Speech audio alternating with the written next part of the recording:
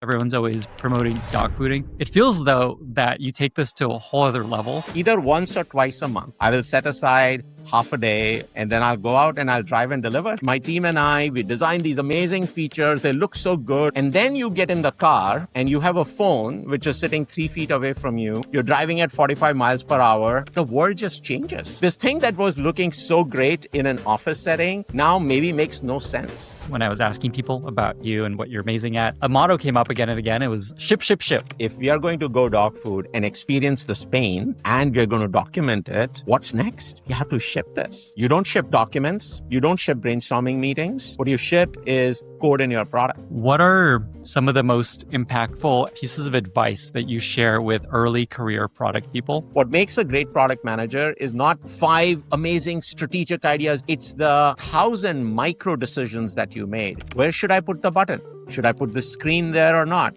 What should the copy say? Go to a job where you can ship multiple products as fast as possible.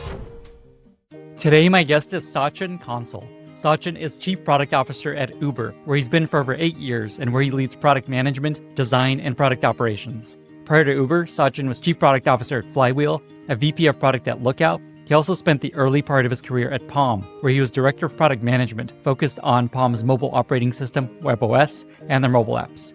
In our conversation, we go deep into his passion for dogfooding and how he makes this a big part of the product culture at Uber. He's personally done hundreds and hundreds of drives as an Uber driver and also as an Uber Eats delivery person. I've had a lot of people come on this podcast talk about dogfooding. I've never met anyone that takes it to the extreme that Sachin does. Much of what the product team works on at Uber comes from what he and his team discover from these experiences. We also talk about why it's important to always have a ship, ship, ship mentality, PM career advice for early career PMs, how Uber is planning for a future with increasingly autonomous cars and what changes over time, what he's learned from Uber's shift to efficiency and profitability, also a bunch of really good tips for how to avoid annoying your Uber driver and Uber Eats delivery person. This episode is full of wisdom for anyone who wants to build better products, teams, and cultures. If you enjoy this podcast, don't forget to subscribe and follow it in your favorite podcasting app or YouTube. Also, if you become an annual subscriber of my newsletter, you get a year free of a bunch of world-class products, including Linear, Superhuman, Notion, Perplexity, Granola, and more. Check it out at lennysnewsletter.com and click bundle. With that, I bring you Sachin Kansal.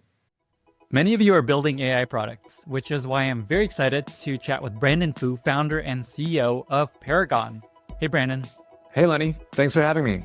So integrations have become a big deal for AI products. Why is that? Integrations are mission critical for AI for 2 reasons. First, AI products need context from their customers' business data, such as Google Drive files, Slack messages, or CRM records. Second, for AI products to automate work on behalf of users, AI agents need to be able to take action across these different third-party tools. So where does Paragon fit into all this? Well, these integrations are a pain to build, and that's why Paragon provides an embedded platform that enables engineers to ship these product integrations in just days instead of months, across every use case, from RAG data ingestion to agentic actions. And I know from firsthand experience that maintenance is even harder than just building it for the first time. Exactly. We believe product teams should focus engineering efforts on competitive advantages, not integrations. That's why companies like U.com, AI21, and hundreds of others use Paragon to accelerate their integration strategy. If you want to avoid wasting months of engineering on integrations that your customers need, check out Paragon at useparagon.com/Lenny. Last year, 1.3% of the global GDP flowed through Stripe. That's over $1.4 trillion. And driving that huge number are the millions of businesses growing more rapidly with Stripe. For industry leaders like Forbes, Atlassian, OpenAI, and Toyota, Stripe isn't just financial software. It's a powerful partner that simplifies how they move money, making it as seamless and borderless as the internet itself. For example, Hertz boosted its online payment authorization rates by 4% after migrating to Stripe. And imagine seeing a 23% lift in revenue, like Forbes did just 6 months after switching to Stripe for subscription management. Stripe has been leveraging AI for the last decade to make its product better at growing revenue for all businesses, from smarter checkouts to fraud prevention and beyond. Join the ranks of over half of the Fortune 100 companies that trust Stripe to drive change. Learn more at stripe.com. Sachin, thank you so much for being here and welcome to the podcast. It is great to be here, Lenny. Thank you for having me. When we were exploring what to chat about and where to spend our time, there's like a bunch of themes that came up both in our conversations and also when I was talking to people that work with you at Uber and other places. And the theme that came up over and over is dog fooding. And dog fooding is something that comes up a bunch on this podcast. Everyone's always promoting dog fooding. It feels though that you take this to a whole other level and you do this better than anyone I've ever spoken to. You're basically world-class at dog fooding. There's a lot I want to talk about here, but before we get into it, just like give us a sense of what dog fooding looks like in your world. What is the scale that you go to dog food Uber? I mean, call it dog fooding, call it, just obsession about the products that we ask our end users to use, and we should be using it ourselves. So in my world, what it looks like, there are a few apps in my world. There's the Rider app that everyone's familiar with. There's the Uber Eats app. And let's not forget, there's a driver and a courier app as well. So dog fooding looks like the following for me in general, on an average. I end up taking maybe 5 to 10 trips or Uber rides every week, which is, just happens because I'm an Uber rider. Now, when I'm traveling, that's probably even more. I end up placing maybe 3 Uber Eats orders every week. Sometimes that's too much. And again, when I'm traveling, that could increase. If I'm traveling with family, it can be a lot. It could be literally all our meals. So those are probably more explainable, more understandable. The volume goes up and down. But then how do you test the driver app? So I actually go out either once or twice a month. I will set aside half a day or a day, and then I'll go out and I'll drive and deliver here in the Bay Area. So I've been doing that for many, many years now. I will say that's probably one of the best parts of my job. I really, really enjoy it, doing trips as well as doing deliveries.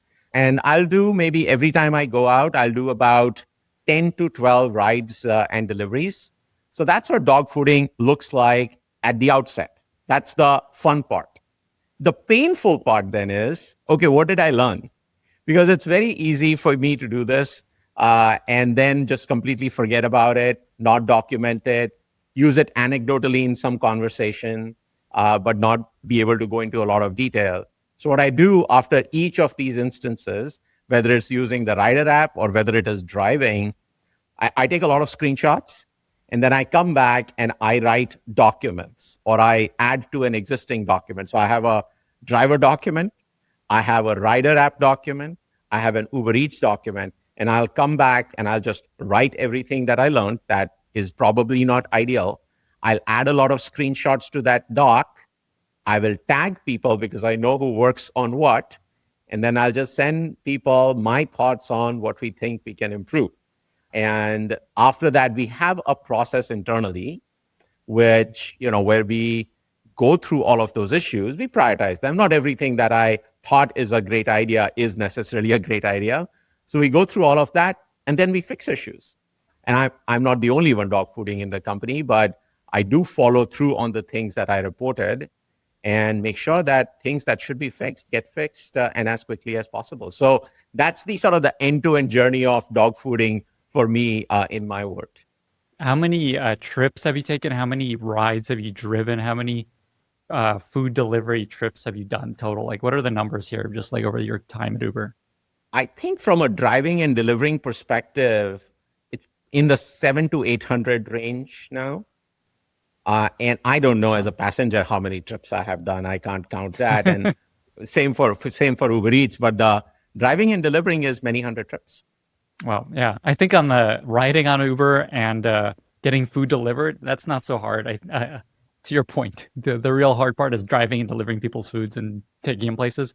Also, on the docs, I think you're also underselling yourself. One of your colleagues, Ricky, told me that you write 40-page reports on what's broken with screenshots and suggested fixes. And then you, like you said, you follow up on all these fixes. Like, you don't just put them out there and then hope people do something with it. You're actually stay on top of them and make people feel accountable. Lenny, I get, when I find those issues in our app, I develop a bit of impatience because if I faced it in my 10 trips that day, we have 8 million couriers and drivers in the world, right? So imagine the number of times that thing may have happened to our customers, which are drivers and couriers. So I develop a bit of an impatience that we have to fix it. We can't. Now, some things are small, some things are big. I develop different levels of impatience for different things depending on the level of severity. And then if I don't follow up or my team doesn't follow up and if we don't fix it, then it's a moot point. Then I'm just doing it for fun, which is not bad. It's great for me to be doing it for fun, but I want to do it for impact. And I also want to do it for setting an example with my team as well. Now, again, I'm not the only one dogfooding. We have hundreds to thousands of people at Uber. We want it to be a part of the culture, but we don't want the culture to be that every individual product manager should be going out and dogfooding their own feature.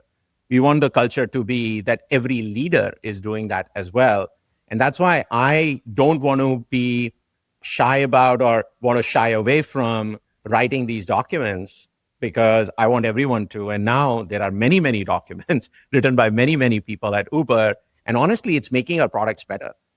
And even more, I would say even more important than the specific features that we fix or we add, it's the culture of, we are not just going to accept certain problems in our products. We are actually going to fix them. That's really, really important. So let's talk about just why this is so important to you. I want to talk about how you operationalize this and the culture of it at Uber. But just, as a CPO, I don't know of many that go drop people off, hundreds of times, deliver food to people's houses hundreds of times. I imagine you have many things you got to do day to day. There's hiring, there's, drama, fires, all these things. Why do you prioritize this so highly? Here's my framework of how we think about end users. Of course, end user feedback is important. Everyone would agree with that. Every product manager, every product leader would agree with that. How do you get that end user feedback? I think falls on a spectrum. There's the extreme quantitative end of the spectrum, and there's the extreme qualitative end of the spectrum. And I like to believe that you need to be across that spectrum. So on the extremely quantitative part, we all love data. We all look at charts. And in those charts, every user is an MAU or a DAU. Every user is a number. And collectively, as those numbers, users are showing certain behaviors. And we learn a lot from that. And that's a very valuable exercise, right? You move a little bit to the left of that spectrum. And now you may go into things like surveys, where you're actually sending out surveys to thousands of riders. You're quantitatively understanding, do they like A, do they like B, do they like C, which is also very, very valuable. Then you get into a little bit, to the center. Maybe I have a room of 10 drivers and I'm asking them, it's a focus group, it's a discussion. And for an hour, I learn a lot from them. It becomes very interesting. We do this, anytime I go to a Brazil office, I go to our India office, I go to our UK office. At a minimum, I do 1 or 2 roundtables with drivers. I also do roundtables with riders. It's just extremely valuable to hear from them directly. You move one step further, and now I may have a one-to-one conversation with one of them. By the way, in the rides that I take every single day, it's such an amazing opportunity for me to do 2 things. As a passenger, I'm talking to the driver for 30 minutes of my commute. And I'm basically one-on-one interviewing them. And because the driver app is placed in a certain way, I can actually see how they use the driver app. So that actually drives me a lot of learning. And every day there's an aha moment that, this is what he just did. A text message came in and then he left the driver app and then he went and addressed the text message and so on. So this is what you learn. All of that is great. However, until I get behind the wheel or I'm a passenger or I'm using Uber Eats, what I miss is the visceral reaction that you get when something happens. So now think about it. I sit in my office, my team and I, we design these amazing features. They look so good on my MacBook or on a Zoom screen. And then you get in the car and you have a phone, which is sitting 3 feet away from you. You're driving at 45 miles per hour. The world just changes. This thing that was looking so great in an office setting now maybe makes no sense, or there's a lot of stuff that you have to change. So that's sort of what you feel. But then as you are trying to make money doing that, every single little inefficiency, every single flaw is costing me my earnings. And while I don't do it for money, so I don't think I can get to the extreme end of how drivers feel. I think I can get close. And the only way for me to feel that emotion is by doing it myself. And I do think that that emotion is very important. I'm a big believer in then bringing that emotion to my work, whether it's an emotion of joy. I have many, many moments of joy, and I bring that back and I celebrate that. And that's very motivating for my team and I. But there are many emotions of outrage. And I want to bring that to work as well and make sure that we can use it as a motivator to do better. So those are my reasons to be dogfooding.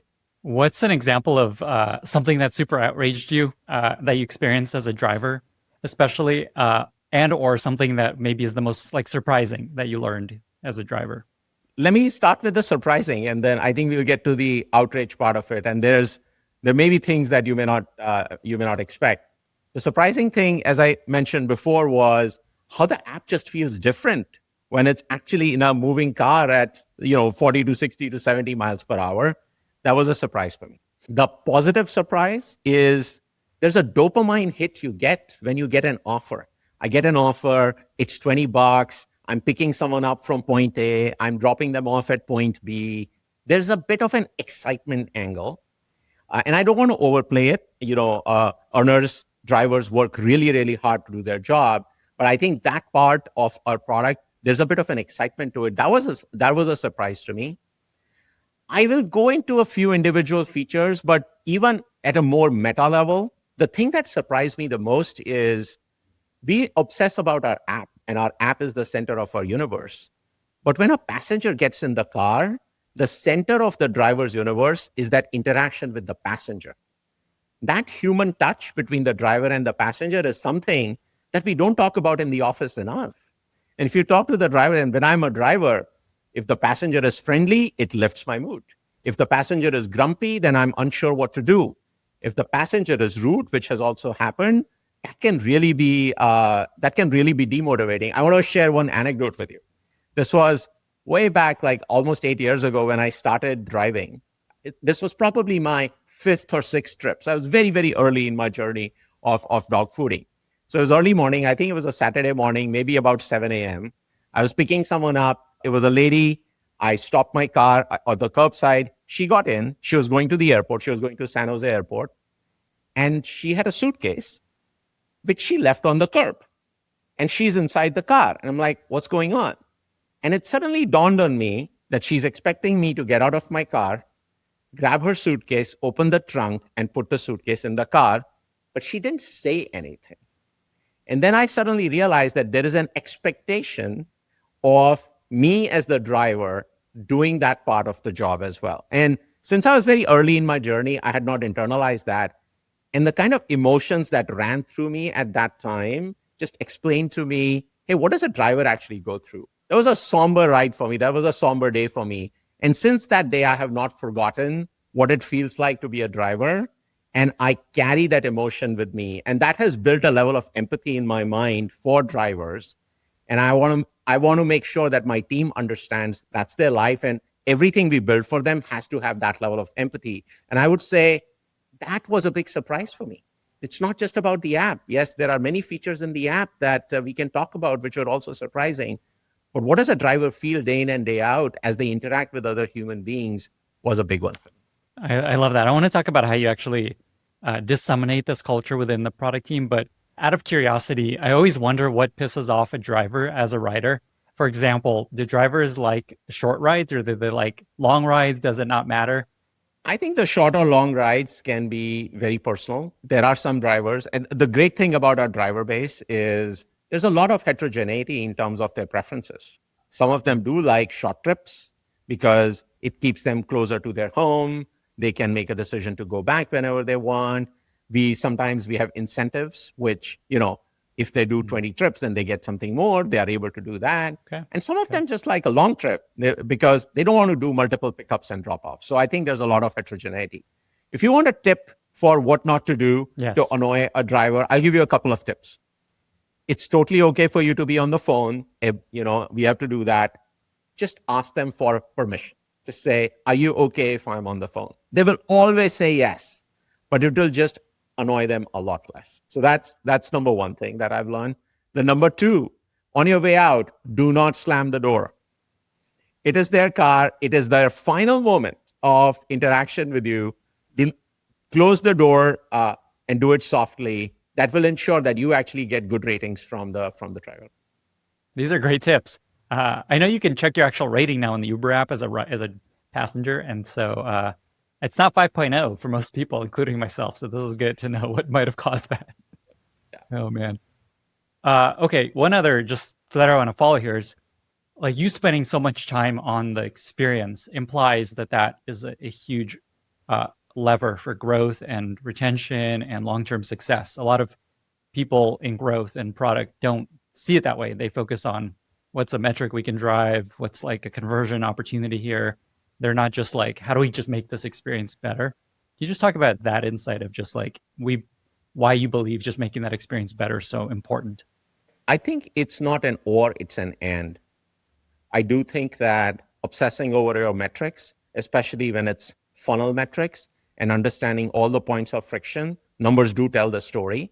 So I think you do need to have the experience points, whether they are observed anecdotally or they come through, some other means, as well as understanding the points of friction because of drop off in your conversion funnel. They are very important, but you can't just have that because you're talking about end users. If it becomes just a mathematical exercise, I don't think that is enough because as I mentioned, what they're actually feeling in the moment is something that numbers will never show.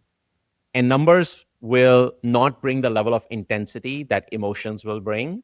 Now, the question is, do you have a culture that allows coexistence of both? Does it allow a coexistence of you bringing emotion as well as the numbers? And that's what I am trying to create every day. Our leadership team is trying to create every day. The product team, the engineering team is trying to create every day. And I think we've done a good job of having a coexistence of those two in the company. Okay. And then so how do you operationalize this and make this a part of the culture at the company? Clearly part of it is modeling it and just doing a lot of it yourself. What else do you do to help product people build this empathy and dog food as much as you do, or to some extent? I do it. Dara does it. So there is definitely, just doing by example or teaching by example. We also organize around it because I think creating a little bit of an organization around it just helps. We are a large company now, and we try to assist with this by centrally organizing. This means let's make sure that everyone understands what it means to be an Uber driver, how to sign up for an Uber driver. Some people may be on visas and so on. So there is a regulatory part of that. So we make sure that everyone understands how to sign up. Then we also organize every quarter, we organize 1 week of driving and delivery. And we have a little bit of a competition. So we have hundreds of employees who go out and drive and deliver. And there's a competition of who can do the most number of trips and who can bring in the most amount of feedback in terms of things to improve. And we have prizes and so on. And that's just taken off over the last, I would say, especially the last 2 to 3 years post-COVID, because during COVID, I think it was a little bit harder for us to gather everyone together. And then the last thing I'll say is, what do you do with all of that feedback? Because that's when the quote unquote boring part starts. Now you're gathering all these documents, you're taking all those issues, you're putting them in your Jira tracking or whatever tracker you may be using, and you're fixing them. So what we have done is we have set a 6-monthly OKR. So we have set an OKR that we're going to fix 300 of these issues. Every team, actually, the driver team will fix 300 of those issues. The rider team will fix 300 of these issues. And same for the Uber Eats team. Now, I don't really care whether it's 300 or 200 or 500. The number actually doesn't matter, but the fact that there is a number is what matters. And we have been hitting those targets every single half over the last 2 to 3 years. So these are some of the things that we do to operationalize it and make sure that people understand that this behavior is not just expected, but it's also rewarded.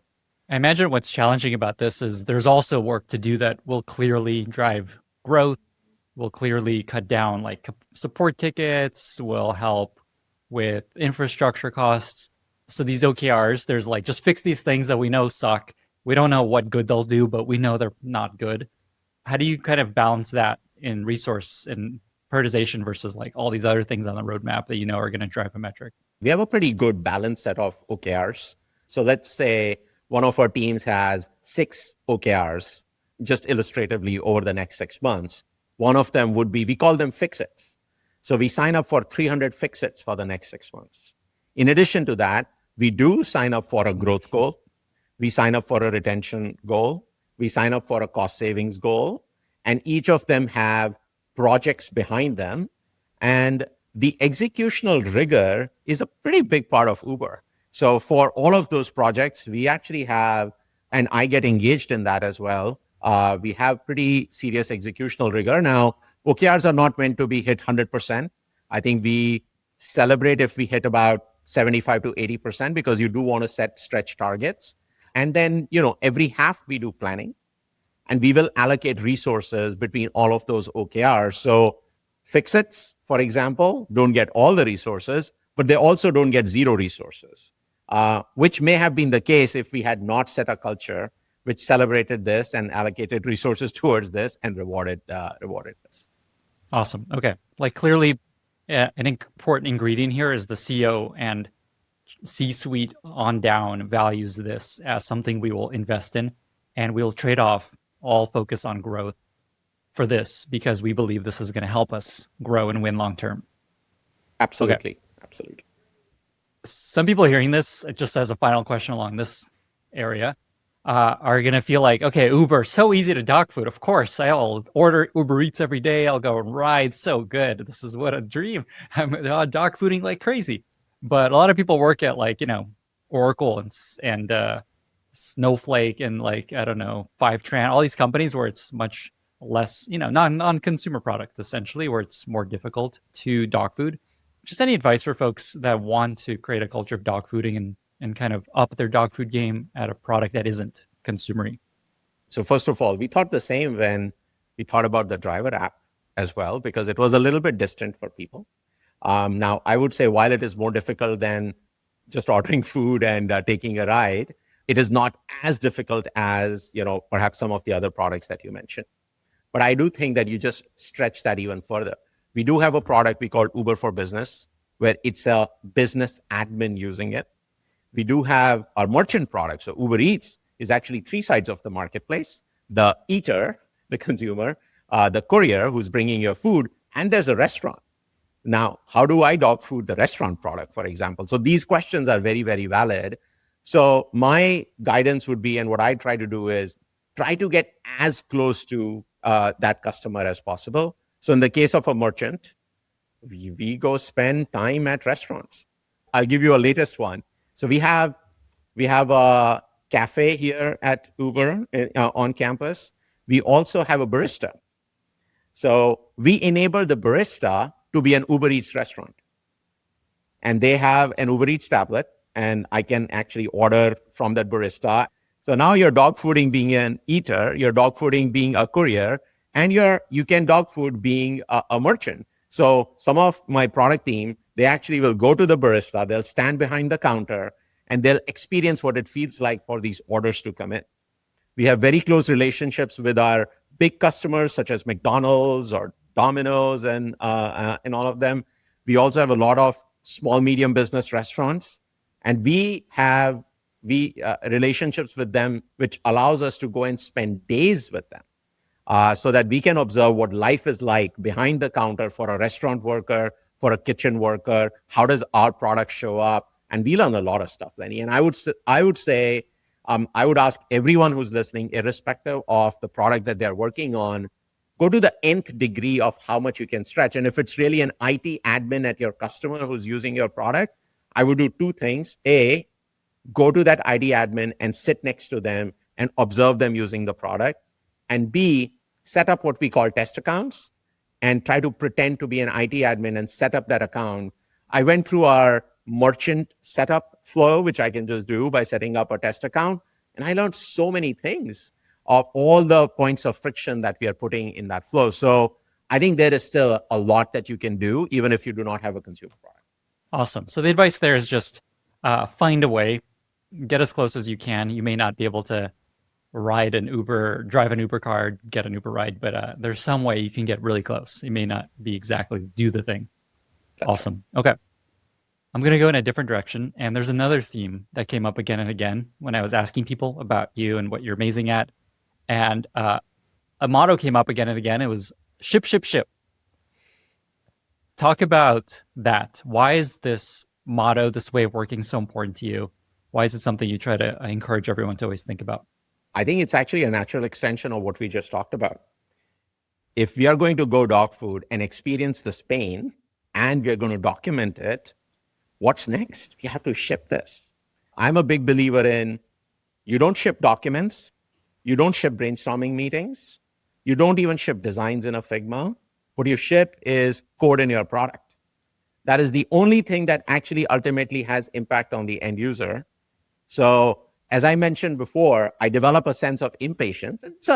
It's a positive impatience, if you will, that, okay, I just observed a problem for our riders or for our drivers.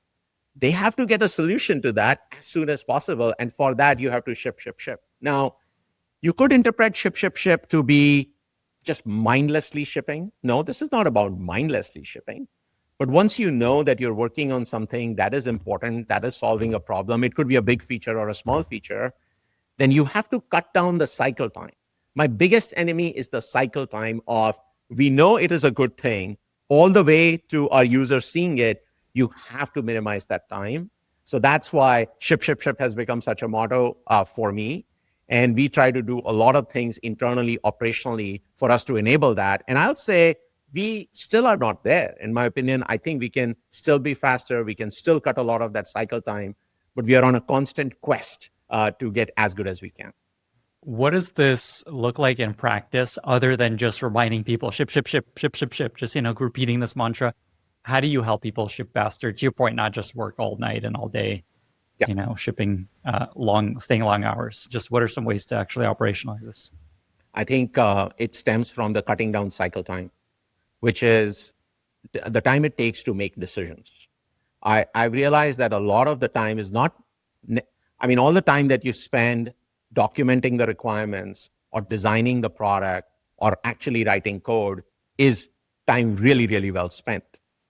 All the time that is spent in between those activities to align, to discuss a decision, to not make up your mind, then have a meeting the next week, or let's regroup 2 weeks from now. That happens in our companies a lot. The question is, how do you cut that down? And for that, what we do is we have product reviews. And as much as possible, we try to come out with decisions in those product reviews. And you have to operate in a one-way door versus two-way door concept. If something is a two-way door, you have to be able to make the call quickly. And you want to make a good call, but if you get it wrong, it's okay. We can turn it back. If it is a one-way door, if it's a massive launch, sure, it's okay for it to take some deliberation. Maybe it even goes to the C-suite and we have a discussion. But my guidance to my team is cut down the decision-making that has to happen, or to cut down the time required for the decision-making between those various steps. A few things I heard that you do that you didn't mention that I think help with this. One is that there was a period where you ran daily stand-ups with cross-functional teams during COVID just to keep things moving. There's another story I heard where you wrote a 15-page PRD over the weekend to unblock a stalled team. Feels like these are kind of look for opportunities to unblock, essentially. Yeah, well, I want that to be an exception rather than the rule. But yes, I want to be able to step in, or I want all our leaders to be able to step in when needed. I think you have to be hands-on. You have to be hands-on when needed. Those two examples, we were coming out of COVID. We had a massive shortage of drivers on our platform. And we were talking about growth earlier, and we had clear goals on how we grow the number of drivers on our platform, all the way from getting new drivers in and improving the funnel, as well as retaining existing drivers. And Lenny, there was no shortage of the number of ideas. But again, there was a problem with cycle time. So I said, great, our cycle time is going to be 24 hours. And so I think there was a period of about 6 months when we did do daily stand-ups, and they were extremely helpful to unblock the teams on making certain decisions. And we shipped a lot. And I think it took us about 9 to 12 months, but we were able to come out the other side having a great number of drivers. And the great thing is that what we did in our driver and courier funnel at that time is still paying off, because the number of drivers and couriers continues to grow. And now we are worldwide at about an 8 million number. And we were probably close to half of that when we were just out of COVID. So that's an example of where daily standards help. I try to minimize that. The PRD example, yes, I did write a PRD. It was a 15-page PRD. We were working on a pretty big concept, and it was a risky concept. And it was driver facing, and that's always sort of high stakes. And by this time, we had had about 20 conversations and brainstorm meetings and documents that had been written with the best intentions. But thing that was not becoming clear is, hey, what should we actually ship? Because there were a lot of good ideas and not so good ideas, but no one was actually putting it all together to say, this is what we're going to ship. So it was one Sunday night, and it took me 2 hours, and I just wrote down, I'm like, guys, this is my stake in the ground. We can completely change it, but this is the product we will ship, agree or disagree. Now, the product that we eventually shipped was at least 50% different than what I had written down, but it just catalyzed, us getting to that endpoint. Now, if I were to do that every single day or every single week, then I would say there's a problem. You wouldn't have time to deliver food and give rides. That is exactly right. Or I would not have time to do hiring, or I would not have time to do performance reviews and so on. So, but once in a while, I think it's totally fine for product leaders to step in, especially if you're trying to remove ambiguity and you're trying to just speed decisions up. It's okay to step in and be hands-on. Another tactic that I heard that I think that I want to ask you about, someone anonymously said that you ask for live demos. And here's the question. He always insists on doing live demos that make everyone nervous when they present. The question is, why? So I think they may be talking about when we do product announcements. So when we do product announcements externally, on stage, etc., I do insist on actually live demoing the product. Part of this comes from, I grew up as a product manager back in the day, in the 2000s at Palm. Palm built the Palm Pilot. Palm sort of was cut from the Apple cloth. There were a lot of ex-Apple people there. And, we were in the consumer electronics business. And every single year, the way you would announce your product is you would get up on stage and you show the product working. And leading up to that moment was a lot of massive amount of work to make sure that it actually works on stage. Now, I will say there's an internal reason and an external reason to do this. The external reason to do this is you have to tell a story. One of my other beliefs is, which I may not have shared before, is no one actually really cares about the feature that you want to talk about. People are way too busy. You're obsessed about your products. Your products are your life, but for your end users, your products are maybe 10 minutes of their life once a week. So their life does not center around your product. They don't care. How do you make them care? You have to tell a story. And that story comes from actually showing the product in action rather than a lot of slideware and pictures. So that is my belief, that I don't want to have hubris about my own product. I need to be able to tell a story about how an end user will actually get value out of that. That's my external reason for why I insist on live demos. My internal reasons for why I insist on a live demo is, while it is a lot of work, I think it creates a certain level of rigor ahead of time before the product is ready to launch. Because if it is going up on stage, it has to work. And two, you may ask the same person who asked you this, it creates such a sense of pride amongst the product team and the engineering team to actually see their product live on stage, and now it's on video and it will stay forever, to see the product that they put their blood, sweat, and tears into actually working. I think that's a huge moment of pride. And I take it as personal responsibility to make sure that I can help sort of bring that moment. But yes, leading up to that is a lot of work. A lot of stress. Okay, that was a great answer.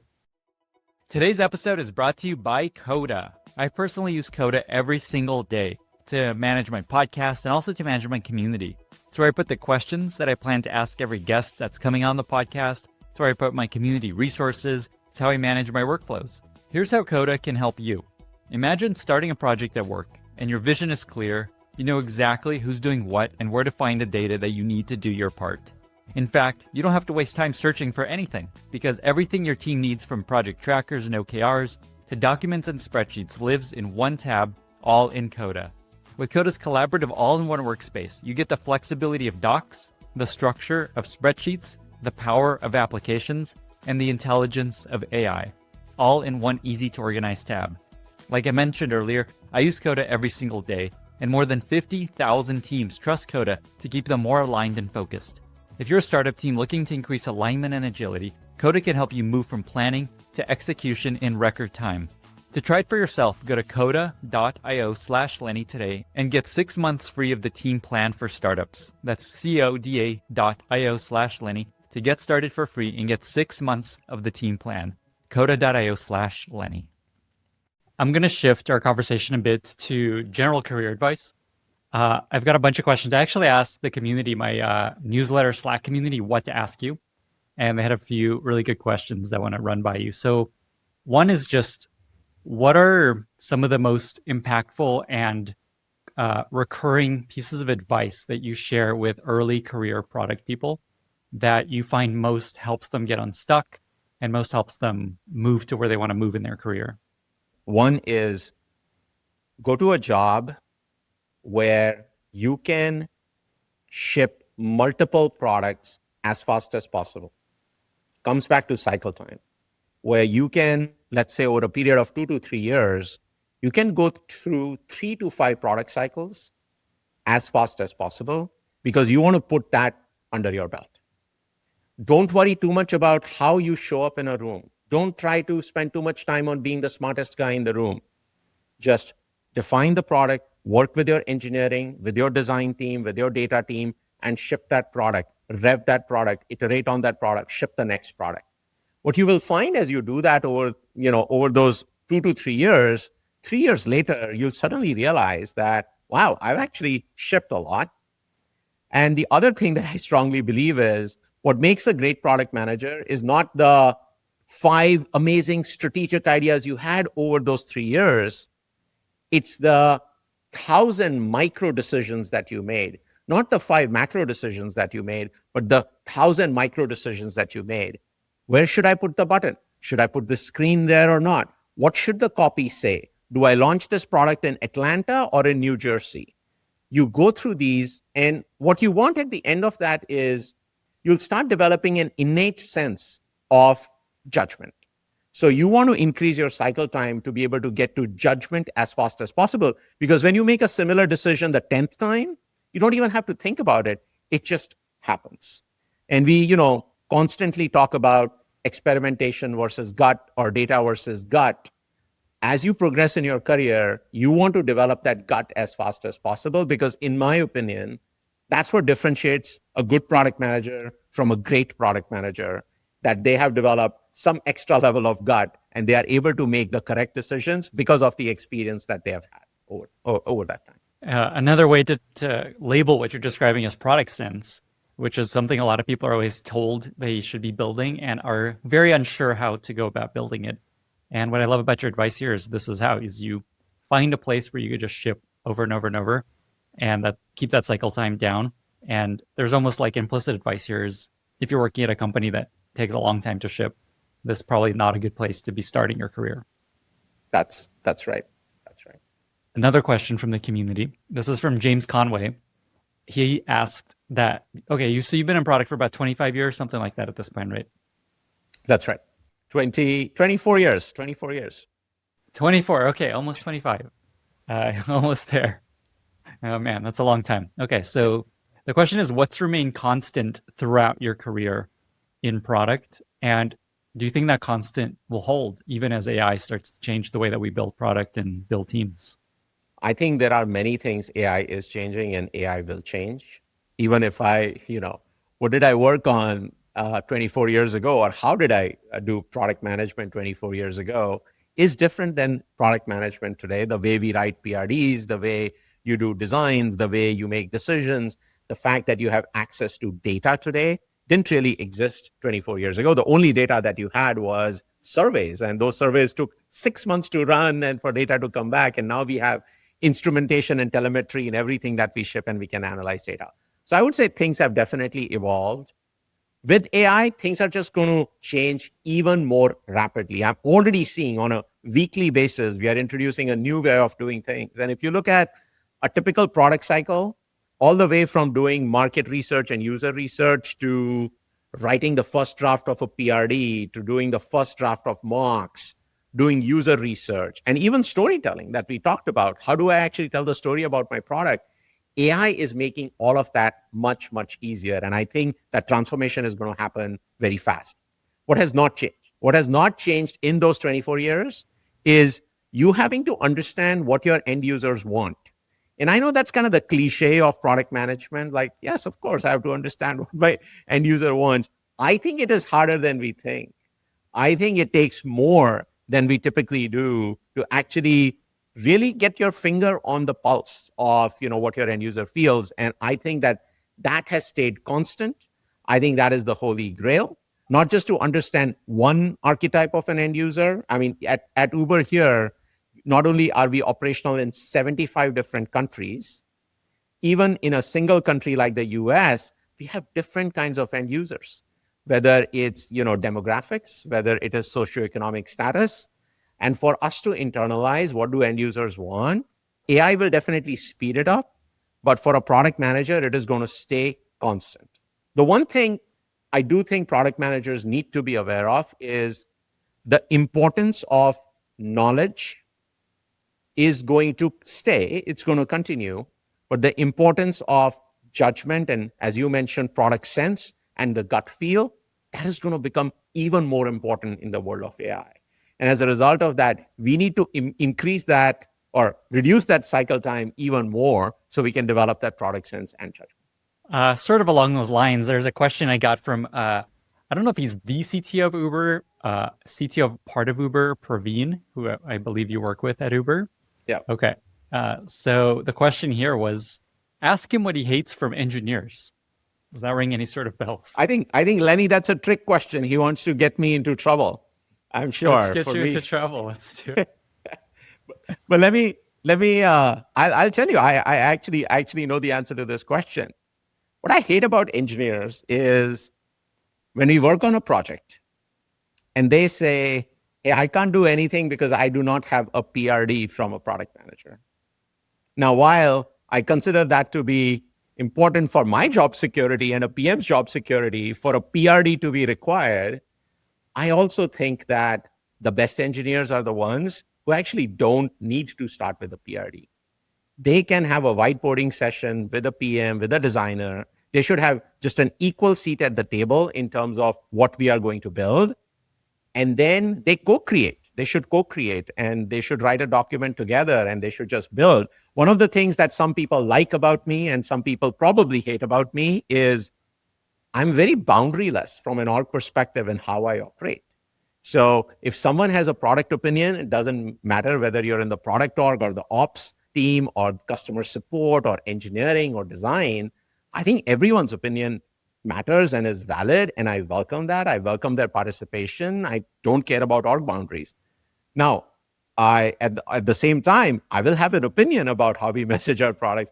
I will have an opinion about, maybe some engineering architecture to the extent that I understand that, or I will have an opinion about an ad campaign or how we operationalize our product. So in that spirit, what I hate is if we are blocked because a certain document was not written to the nth degree of specificity. I love that you answered the question. That's great. And I think what's also interesting along those lines is it's a lot easier now to write a good version of a PRD / one pager with AI tooling, where you kind of just like, here's what I want to build, help me craft it into something very specific that we can use as a product requirements document. And you have so many tools now. We do a lot of brainstorming, we do whiteboarding. You could actually convert summaries of those conversations into the first draft of your PRD. So there are many tools available now. So I don't think PMs or engineers have any excuse to be blocked because of lack of PRDs. All right, amazing. I want to ask a few Uber questions. I think there's a few that a lot of people think about when they think of Uber today. The first is, it feels like there's just this big elephant in the room of what does Uber become as self-driving emerges? We see all these self-driving cars around. Uber's historically been drivers, people driving cars. What is the vision of where Uber goes in a world where self-driving becomes more and more of a thing? Yeah, I mean, it's definitely a big area of conversation internally, externally. So absolutely agree with you on the importance of it. If you rewind back the clock, we actually had our own self-driving unit. And during COVID, we decided to I divest of remember it. that. And we decided that we're going to take a partner-oriented approach. And that is the approach that we have taken since then.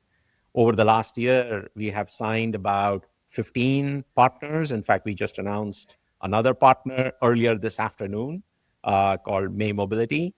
So we have been announcing many, many partners when it comes to AVs. Now that's our strategy. Now, what does that actually mean? What do these partners do? What we are building is we are building a hybrid network. The hybrid network has a hybrid of human drivers and AVs on the same network. And we work with partners. We have a set of APIs that we have built. It's a very rich set of APIs.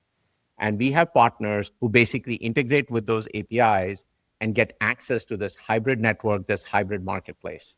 And let me explain why that is beneficial. These cars are expensive. These are assets that need to be utilized.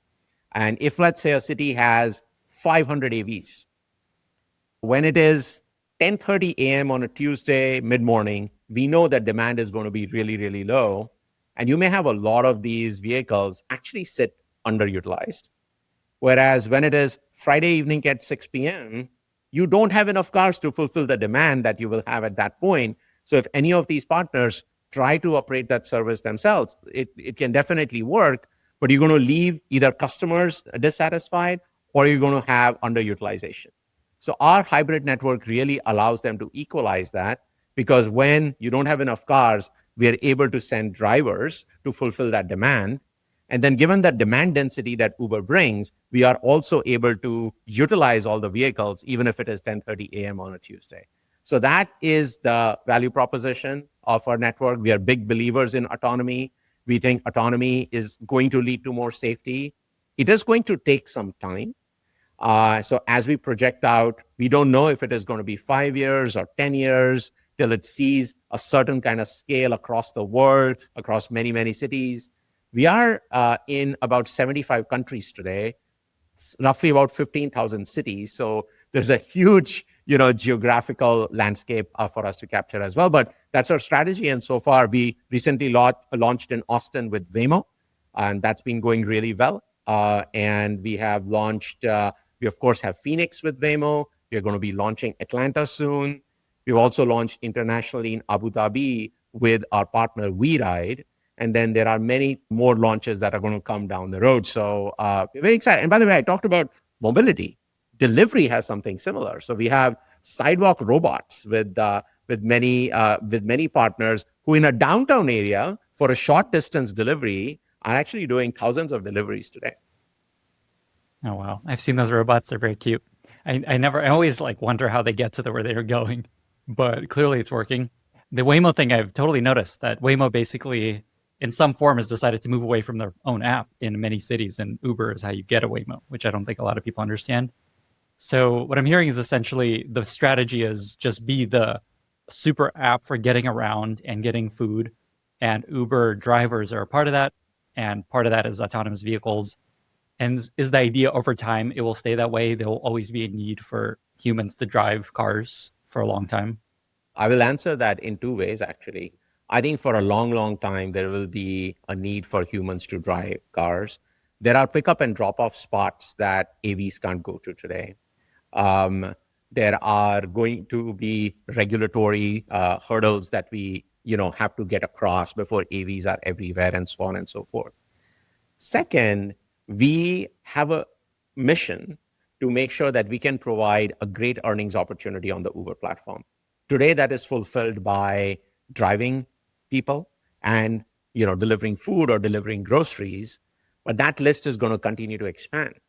And we want to make sure that we offer more and more earnings opportunities on our platform. I mean, even me going back to dogfooding, about a year ago, I also started picking up groceries because now we have a pretty large grocery business. And I have gone and I've carried crates of water up a flight of stairs and delivered that to the doorstep. And And there are more things that we will do as well. We have a partnership with Walmart where, we may send a courier who may pick up 15 different, bags and deliver it to 15 different homes. So the need for human drivers on our platform, or human earners, I would say, is just going to continue to increase because we're going to have multiple earning opportunities for them over time.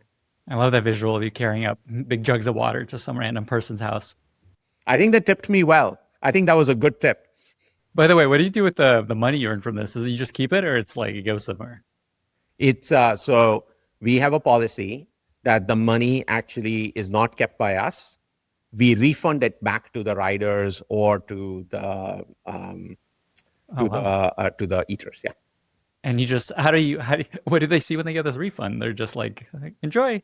Actually, that's a good question. I think they I don't think that it says that, this is because it was delivered by an Uber employee. Yeah. It's a good question. I should go back and see what it says, but Look at us. We do refund it back to them. We're Dogfooding right here. Yeah. Okay. Another question that I want to touch on is Uber. It feels like Uber was one of the first companies to take profitability really seriously.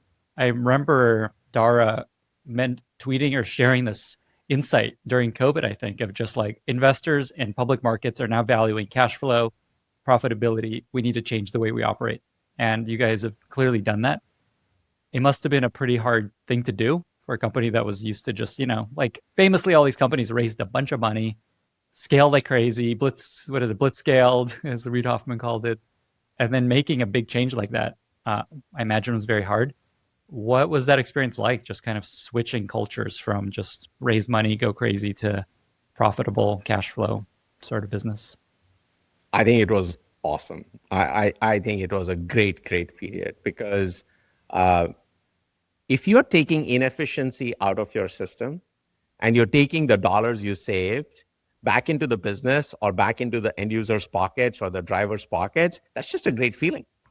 And as you said, doing that is not easy. It's actually very, very hard, but that's where real innovation actually kicks in. Let me give you an example. One of the ways that you would take cost out of the system in the delivery world is to batch trips together. So when a courier is delivering from point A to point B, maybe they can deliver 2 packages. They pick both of them up at point A and they deliver them to point B and to point C, and point B and point C happen to be close together. And there we just delivered a lot of efficiency with the courier's time. And now you multiply that by 1,000 different ideas that we may have, both in the mobility business as well as the delivery business. And it's a grind, Lenny. There was a grind in terms of how do we take inefficiency out of something like that, which is our core marketplace logic? How do we take inefficiency out of how we do promotions? How do we take inefficiencies out of support costs, payment costs, background check costs? There are many, many pockets. And some of that required building new paradigms and building new software. And when you actually save that money and you're able to put that back into the business and become a profitable company so that you don't go under and your stock price goes up, that actually feels very, very rewarding. So I think that Dara has done an excellent job driving that. And I think the company has done an excellent job responding to that. And I feel that still goes on today. Yes, we became profitable about 2 years ago. And now, we are driving great margin quarter over quarter. But the spirit of making sure that our core is solid in terms of efficiency, it continues to feed the system and continues to allow us to then make more bets that may be outside of the core. I imagine a lot of companies are going through this same sort of experience now, trying to cut costs, try to be efficient. The government, the US government's going through this. It's very difficult to do well without, cutting things that are really dear to people, especially like at a product company, big bets that are going to maybe pay off in the future, big innovations, things people are really excited about. Is there for people trying to do this at their company, do you have any tips, like, I don't know, 1 or 2 tips to do this well, to keep morale up, to not lose sight of big opportunities in the future? Anything there? Yeah, I think we divested out of 2 big businesses, which were our self-driving unit as well as what we call Uber Elevate, and we divested out of both of them during COVID. COVID was a very special time for us, if I could use that term. Our mobility business dropped by 80% overnight. And I think that Dara and the leadership team actually showed tremendous leadership during that time. And one of those was to make those calls to divest out of those businesses. Now, I think an important part to remember is you could be on the quest to just drive profitability, and you may lose your sight on new growth bets, as we call them here. And how do you do that? So I have my framework on this, which is I think of our portfolio as concentric circles. The center of that concentric circle, the core, is our core product. We do 33 million trips every single day. And if you think of a typical Uber trip or an Uber delivery, there is a multi-point failure possibility, all the way from you opening the app to a driver accepting, or you doing the pickup, doing the drop-off, and you getting a receipt. And then similarly, there are a number of steps on the each side. And we obsess over making sure that that core is as flawless as possible. And also, to our point about profitability, is as efficient as possible as well. So imagine taking even 1 cent of efficiency out of 33 million trips every day. The numbers just really start to add up. So you have to make sure that you're paying a lot of attention to that. As I go out and dog food, I'm dog fooding the core mostly and making sure that it is flawless in my own little way. And if you're spending enough attention on that, then you get the license to expand out of that core and start to think about other growth bets. By the way, this is where Uber Eats came from back in the day. This is where Uber Groceries come from, which is now a very large business for us. And on the right side, Uber Reserve, Uber for Teens, which is something I launched a couple of years ago, our focus on taxis. And there are many other growth bets that are now in the billions of dollars, in total. That's where it came from, because we are making sure that the core is being paid attention to, and it's giving us the license to sort of go out of that in that concentric circle. There's another area of Uber that it feels like is shifting a bit. So historically, I know a lot of people that have worked at Uber over the years, or Uber has this reputation of being very data-driven, very ruthless with prioritization. A lot of what you've been talking about feels like the opposite of just anecdotes and experiences, empathy. So let me ask you this question. What's something that you, as a company, as a leadership team, chose to do that was not what the data was telling you to do? Could be a feature, it could be a whole, big bet that ended up being successful. I have a few, and each of those could have gotten me fired, Lenny. It was that sort of gut-based. I'll give you a few of those examples. When I joined, I was working on safety. And, safety is a big issue on the Uber platform, was a very, very big issue back in 2017. We had not sort of built enough software to be able to manage safety in the physical world. So while safety in terms of incident reduction, look at the number of incidents you're having, and then you just like a growth hacking project, you just drive that number down, needing to do whatever you can. I said, in addition to that, we also need to incorporate a lot of functionality and features and UI in the product, both on the rider side and the driver side, which is delivering a sentiment of safety and making sure people feel safe. 99.9% of our trips are totally fine from a safety perspective, but that doesn't mean that people are not concerned. So we, in addition to driving down the incidents, we also have to develop a bunch of features so that they feel safe. And that actually helped a lot, because we started hearing from our users that, we measure something called safety sentiment, and that safety sentiment has been going up a lot. So I would say that was sort of back in the day that I drove. Another crazy one was I pushed the company to work with taxis. If you look at my resume, I worked at a company called Flywheel, which is a taxi app company. And so I spent 3 years there. That's what got me into transportation, or being interested in transportation, and eventually ended up at Uber. And Uber and taxis have always had an issue with each other. We all know the history. And I was saying, no, we should actually launch with taxis. If you look at the data will tell you that the number of taxis is going down, that the taxis are not very reliable, the taxis have antiquated software in them, the taxi drivers may not want to provide the same level of service, so on and so forth. And there's a little bit of a gut feel. And I said, no, look, there are drivers who want to make money, who do not always have enough demand. We have a lot of demand.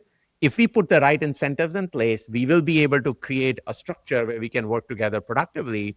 And today in the US, I think we operate taxis in about 10 to 15 different cities. In New York City, by the way, every single yellow cab is hailable through the Uber app. And that is generating, a pretty large amount of revenue for us. And we have taxis all over the world as well. So that was probably another one where the data just didn't support my my gut decision. And the last one I would say is Uber for teenagers. There are so many reasons to not do that, by the way. You go talk to parents, they're like, I am never putting my teen in an Uber. And if you talk to the risk people in the company, they're like, we're not going to put teenagers in our cars, and there's a lot of liability. I happen to be the father of a 16-year-old and a 12-year-old, and I can tell you that one of the biggest problems in our household is kids' transportation. And I'm like, how can that not be a problem? And how can, if anyone is going to solve a transportation problem, shouldn't that be Uber? And so how can we build a product? So I started with, let's just build a product that is going to solve every single one of these problems that parents have in terms of safety. So we launched that 2 years ago. It's been growing really, really well. And in fact, in California, for several reasons, we had to turn the product off. And I get emails every single day from parents in California about why did we have to turn that product off. So I would say a lot of the growth bets that we actually make may not have the best data, supporting them. But as long as we understand intrinsically what the end user wants and the problems that we need to fix, I think you have to kind of go with your gut. And I would say when it comes to transportation, we still have not solved a lot of problems that people have. And so that's all headroom for us. Very cool. On the taxis point, I've always thought like taxis are like great in so many ways. They just know exactly how to get places. They're so like, they're like very knowledgeable and they just get shit done. It's not like the most pleasant experience, but they're very good at what they do. And so I think it makes so much sense to integrate it. Yeah. It reminds me also, my wife always jokes, there's all these startups that like come in, disrupt the whole industry, like Airbnb is another example. And then they end up just kind of providing the same service. Oh, okay, cool. Now we got taxis again. Here we go. Exactly. They're very efficient. They know the city like the back of their hand. Yeah, especially in the UK, their whole knowledge thing. Okay, I'm going to take us to a couple of recurring segments on this podcast. The first is AI Corner. Is there some way you've figured out how to use AI in your work? Some AI tool to help you work better, to help you work faster, to get better work done? I would say the team is using a lot of tools now. The team is using tools to build initial prototypes, initial mocks, I should say. The team's using that for user research to be able to process information as well. What are some of the tools, if you can name them? We're using both ChatGPT as well as Gemini quite heavily in the company. We have, close relationships with both the companies. Specifically, I end up using ChatGPT a lot for summarization of documents. That's one thing. I mean, all of us have too much to read and we don't have enough time. I've not used Notebook LM yet. I know a lot of people who have started using it, and that is the next thing that I'm going to use, just to be able to build an audio podcast based on a bunch of information that you can consume. I think that's awesome. What I've been doing is I have been using ChatGPT and Gemini to summarize long user research documents. Some of these reports, they are 50 to 100 pages long. I will never have the time to read them. That's really making me much, much better acquainted with, this is what riders in South Africa feel, and this is what's happening in Brazil. This is what's happening in Korea. So that's has been a huge enabler. The second thing that I've really, really started liking is the deep research feature. The deep research feature in, again, both Gemini as well as ChatGPT, where you feed them a prompt, you actually present a pretty hard. The other day, we were thinking of a driver feature. It's a driver feature that has been discussed a lot in the past. We haven't done it. I just asked ChatGPT, deep research, here's the feature, this is how it would work. Can you let me know if drivers will like it or not like it? Is there anything we can change about that feature to be able for the drivers to like it? And it presented me an answer, which I would say it's an amazing research assistant. And it's absolutely a starting point for a brainstorm with my team with some really, really good ideas. So I think that is making us not just more productive, I think it's actually going to make us better at our jobs. That is an incredible use case. Essentially, it's a thought partner on strategy and helping you find gaps in your thinking. And That's right. I think for Uber, it's easier because these crawlers can learn a lot about what Uber is. For some products, they won't know as much, but uh, clearly there's something you could do there, whatever your product is. And by the way, it's cool that you guys give access to ChatGPT. A lot of companies don't. Like a lot of companies only have Gemini or something like that. Okay, I'm going to take us to another corner on the podcast. I call a fail corner. And what fail corner is about is people come on this podcast, they share all these wins. Cool, taxis worked, and teens worked, and safety worked, and look at this, we got profitable. Everything's just going great all the time. But in reality, that's not how it goes. Is there a story you could share where something went wrong, something didn't work out the way you expected in your career, and what you learned from that?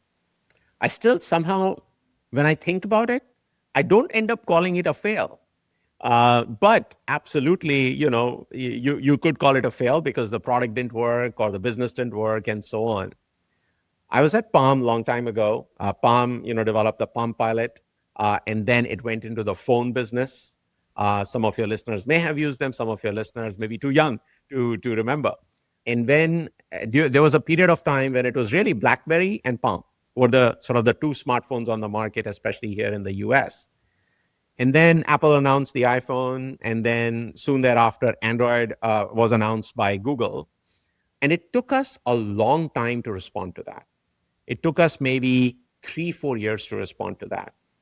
And in the end, HP bought Palm.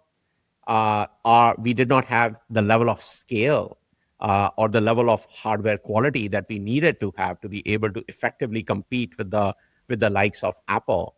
When you are going through the motions, when you are actually in the moment, you don't always realize what's going to happen. You also think that, we will be able to recover and we will be able to compete. But I think there are many, many things that I learned from that. And I always, keep that very close to my heart.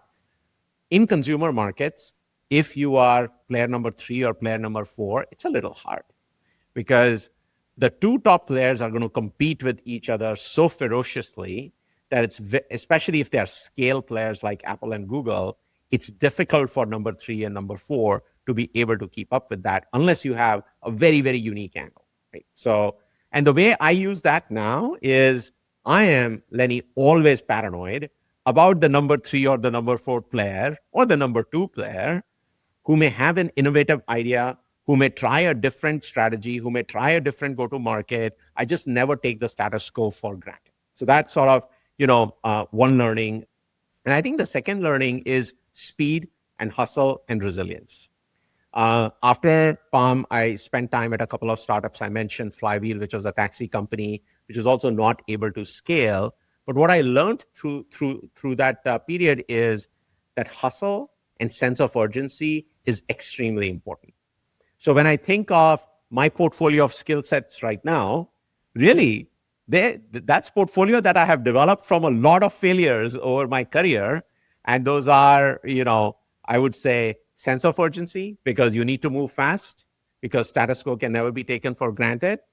And second is resilience because times will be hard and things will be difficult and you just have to power through them and you have to keep building for your end users through that and the times will change. So I would say those are the things that I've learned and those are my failures. I can see where this motto of ship, ship, ship came from. There's absolutely a causation there. Sachin, is there anything else that you want to share or leave listeners with before we get to our very exciting lightning round? I can talk a little bit about how I think I've talked a lot about end users, but I cannot talk about end users enough. So in terms of offering my unique take, which may be completely flawed, but that is my unique take, I'll offer this, which is I don't think a relationship with our end users is reciprocal. And which means when I wake up in the morning, all I'm thinking about is how can we make our products better for our end users? When end users wake up in the morning, all they're thinking about is I have to do this at my job. I have many complexities, many problems in my life.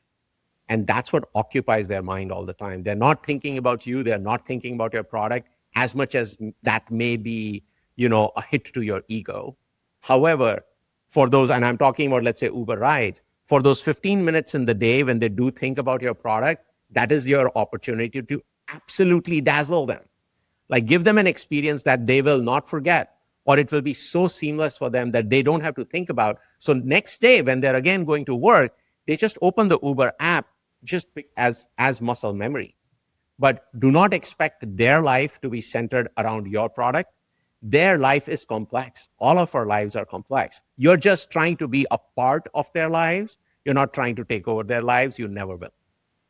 I love this advice. There's a book that I loved that is for writing, and the title is "Nobody Wants to Read Your Shit." Yes. And that applies exactly to products. Mark Andreessen has this quote where I think it's everyone's time is already allocated. They don't have time for your product. They have stuff to do in their day. And to hit that bar is very high. And so I think that's a really important reminder. Thank you for sharing that. With that, we've reached our very exciting lightning round. I've got 5 questions for you. Are you ready? I am. Number 1, what are 2 or 3 books that you have recommended most to other people? Maybe a boring answer, but these are the books I believe in. I've recommended the Steve Jobs book by Walter Isaacson. I have recommended Elon Musk book. I have read the Ashley Vance one fully. I'm in the middle of the Walter Isaacson one. And I have recommended Hard Thing About Hard Things by Ben Horowitz. These are the 3 books. I think that there was a period of time in Silicon Valley, maybe 10 years ago, and maybe this is still true, when everyone wanted to be Steve Jobs. And they thought that they can just recreate being Steve Jobs. There was sort of this fever in the Valley. And the reason why you want to listen or read that book is you need to understand the context of what makes up the entire person. Yes, the person part is important, but how they applied their own context to the products that they shipped and they changed the world is important, because not that I or anyone else can recreate what they did or what they're doing, but take the learnings from them and see how you can apply the same principles to your context.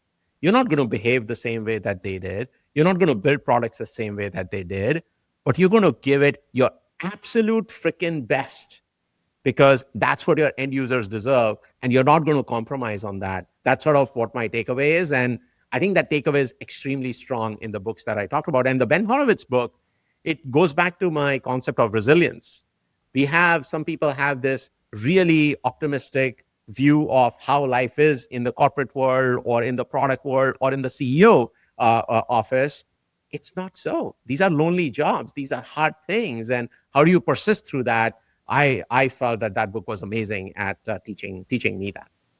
Amazing. Okay, next question. Do you have a favorite recent movie or TV show? My favorite recent TV show is Peaky Blinders. Peaky Blinders is on Netflix. It's based in the 1920s, and now they're in the 1930s. I'm on season 6. It's a Irish family that's in a town called Birmingham, and they go through all these years. They do all sorts of bad things, but again, it's an amazing story, so I highly recommend watching it. I started watching it, but I didn't stay with it, so maybe I got to revisit it. Yeah. Do you have a favorite product that you have recently discovered that you really like? It is the product that makes me or evokes that emotion in me right now is deep research from ChatGPT, because I've never had a research assistant. And I keep going back to that research assistant, and I think it's an excellent product. I'm sure it will improve further, but that would be my favorite product recently. Do you have a favorite life motto that you often come back to in work or in life? Yes, and my kids are sick and tired of hearing this from me now, which is just focus on the inputs. You have input metrics in life and in work, and you have output metrics. You can't really control the output metrics. All you can control is inputs. Whether you're trying to lose weight, whether you are trying to get good grades or become very good at high school sports, or you're trying to ship a great product, or you're trying to improve retention or churn or whatever, you can only control the inputs, so focus on the inputs. I love that your kids are sick of that. I wonder what context you use with your kids. But anyway, final question. You shared a really good tip for how to not annoy an Uber driver. What about as a food delivery person? What can a customer of Eats do to avoid pissing off a courier? If they're delivering food to your home at night, turn the porch light on, because they've just driven in the dark. They don't know your house. They're trying really, really hard to find your house. And after that, they turn the flashlight on their phone, and they're trying to find the door where they can place the food. Just turn the light on. That makes I'm super guilty of forgetting that sometimes. And, they also don't want to be like shot by someone thinking they're sneaking around. Sachin, this was incredible. 2 final questions. Where can folks find you online if they want to reach out, follow up on anything? And how can listeners be useful to you? Send me a message on LinkedIn. I will say that I've been guilty of not establishing an online presence and writing. Life and work have just taken over. I need to do a better job. Maybe your blog will, or your podcast will really help me with that. Here we go. Hit me up on LinkedIn. That's probably the best place. And how can listeners be useful to you? Well, back to my dogfooding theme, send me feedback. Hopefully everyone is an Uber user, whether it's rides or whether it's eats. Send me feedback of how we can get better as a product. And the more detailed your feedback, the better it is. It's very easy to say this doesn't work or that doesn't work. But if you actually describe and say, hey, this is what happened, I was doing this, and then this happened, this didn't make sense, this is how you can change it, I think that'll be extremely valuable to me. Only 40-page reports accepted. Just kidding. Sachin, thank you so much for being here. Thank you, Lenny. Thank you for having me. Bye, everyone. Thank you so much for listening. If you found this valuable, you can subscribe to the show on Apple Podcasts, Spotify, or your favorite podcast app. Also, please consider giving us a rating or leaving a review, as that really helps other listeners find the podcast. You can find all past episodes or learn more about the show at lennyspodcast.com. See you in the next episode.